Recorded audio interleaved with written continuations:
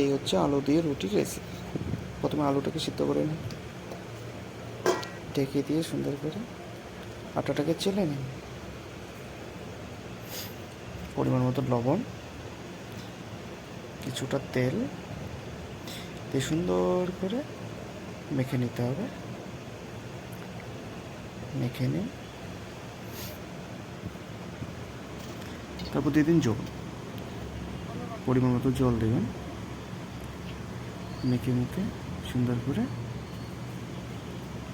কিছুক্ষণ রেখে দেবেন। রেখে দেওয়ার পর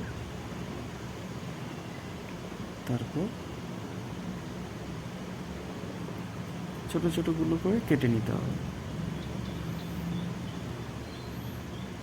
গুলো করে কেটে নিলাম। তারপর গোল করে সুন্দর করে রুটি মতো বানিয়ে নেব। রুটি বানিয়ে নিতে হবে, রুটি বানিয়ে নেব। তারপর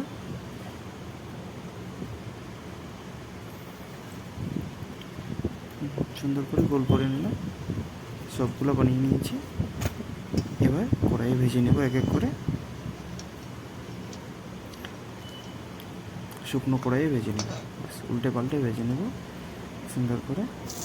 এবার গরম তেলে দিয়ে দেবো কাঁচা লঙ্কা, কিছু পেঁয়াজ,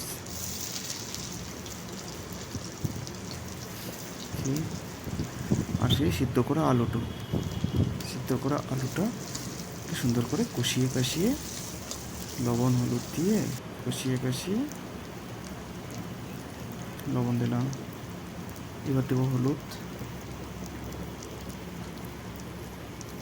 পরিমাণ মতো হলুদ। পুরোটাকে মিক্স করে সুন্দর করে কষিয়ে নেব। কষিয়ে নেওয়ার পর তৈরি হয়ে গেল আলু মাখা।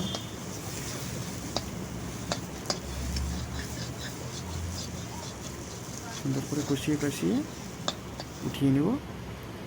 এবার সেই রুটিটার মধ্যে আলু মাখা সুন্দর করে মাখিয়ে নেব অর্ধেকটা, পরিমাণ মতো। এরকম করে সবগুলো বানিয়ে নেব। বানিয়ে নেওয়ার পর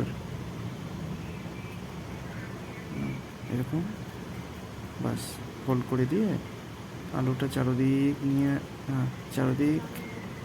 আলুটাকে করে নেব। উল্টা পাল্টা ফোল্ড করে এরকম করে সবগুলো করে নেব, সবগুলো। তারপর সুন্দর করে কড়াইয়ে তেল দিয়ে গরম করে এগুলোকে ভেজে নেব, লাল করে ভেজে নেব। বাস তৈরি হয়ে গেল আলু দিয়ে রুটি রেসিপি।